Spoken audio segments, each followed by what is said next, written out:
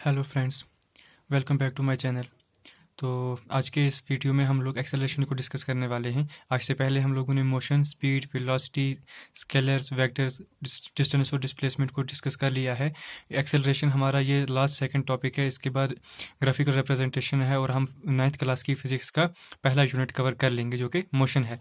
तो एक्सेलरेशन क्या होता है? आज से पहले मैंने आपको वेलोसिटी के बारे में बताया था कि वेलोसिटी क्या होती है कि एक ऑब्जेक्ट उसके इनिशियल और फाइनल पॉइंट के बीच में डिस्प्लेसमेंट कितनी है अपॉन वो मतलब अपनी पोजीशन, अपनी डिस्प्लेसमेंट अपने रेफरेंस पॉइंट के रिस्पेक्ट में किस रेट से चेंज कर रहा है, उसे वेलोसिटी कहते हैं। अब रेयर केसेस जो होते हैं वो यूनिफॉर्म की वेलोसिटी के होते हैं। जो जनरल केसेस जो होते हैं मतलब जो हमारी डेली लाइफ में होते हैं वो क्या होते हैं? नॉन यूनिफॉर्म वेलोसिटी के होते हैं।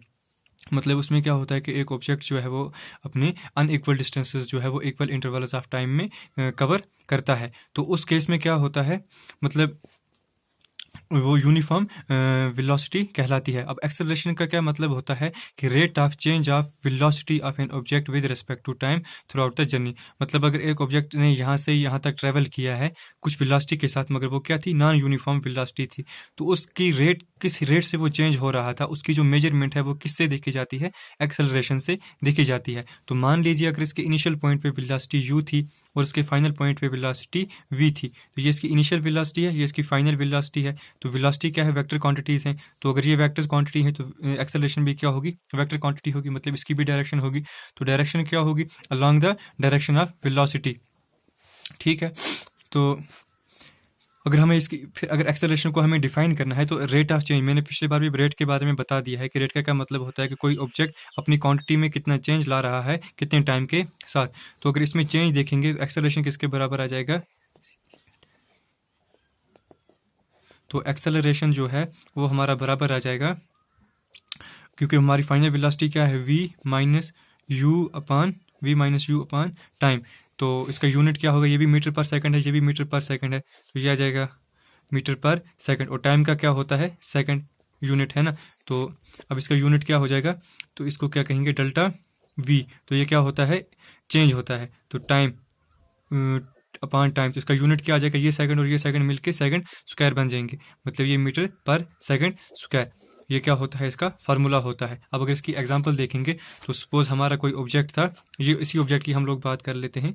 तो मान लीजिए जब इसने यहाँ से जर्नी अपनी स्टार्ट की थी या हमने इसे स्टडी करना शुरू कर दिया था, तब इसकी वेलोसिटी थी 10 मीटर पर सेकंड। इसकी वेलोसिटी थी अलॉन्ग एक्स एक्सिस। और जब इसका फाइनल पॉइंट आ गया तब इसकी वेलोसिटी है सपोज 15 मीटर पर second along the x axis. ठीक है, अलॉन्ग एक्स एक्सिस, इसकी डायरेक्शन जो है वो एक्स एक्सिस में है। तो मतलब हमारा जो ऑब्जेक्ट है वो किस डायरेक्शन में ट्रैवल कर रहा है? अलॉन्ग एक्स एक्सिस में ट्रैवल कर रहा है।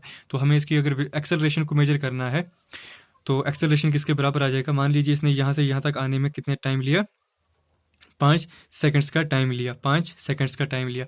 तो वेलोसिटी किसके बराबर आ जाएगी? 15 मीटर पर सेकंड, क्योंकि ये फाइनल वेलोसिटी है। तो ये तो v हो गई माइनस इनिशियल वेलोसिटी कितनी है? 10 मीटर पर सेकंड, और ये क्या कहलाएगी?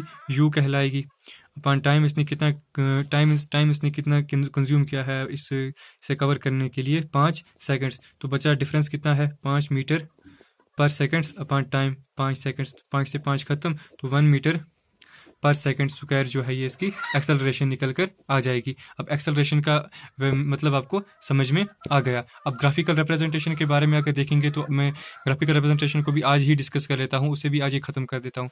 ग्राफिकल रिप्रेजेंटेशन का मतलब ये है कि हम किसी ऑब्जेक्ट को जो है उसकी मोशन को जो है वो हम ग्राफ के थ्रू प्लॉट करते हैं। मतलब हम उसकी डिफरेंट फिजिकल क्वांटिटीज या फिर डिफरेंट पैरामीटर्स को लेते हैं उसकी मोशन को डिस्क्राइब करने के लिए। जैसे अगर हम मोशन को डिस्कस कर रहे हैं तो हम डिस्टेंस या डिस्प्लेसमेंट के बारे में बात करेंगे। अगर हम यूनिफॉर्म स्पीड के बारे में बात कर रहे हैं तो हम स्पीड वर्सेस टाइम के बारे में बात करेंगे। अगर हम वेलोसिटी के बारे में बात कर रहे हैं तो वेलोसिटी वर्सेस टाइम के बारे में बात करेंगे।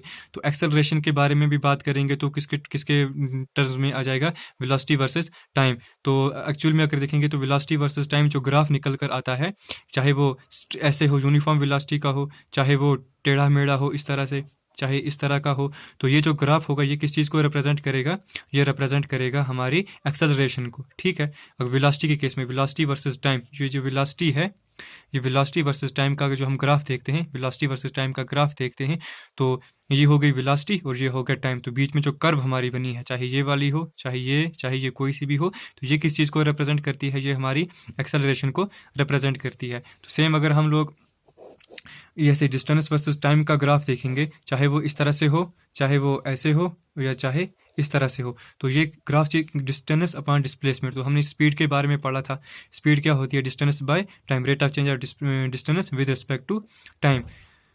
तो डिस्टेंस चेंज हो रही है विद रिस्पेक्ट टू टाइम। तो ये ग्राफ किस चीज़ को रिप्रेजेंट करेगा, ये ग्राफ रिप्रेजेंट करेगा हमारी स्पीड को, हमारी स्पीड को। तो ये ग्राफ किस चीज़ को डिस्क्राइब करेगा, एक तो ये स्पीड को रिप्रेजेंट कर रहा है, साथ साथ में उसकी मोशन को भी डिस्क्राइब कर रहा है।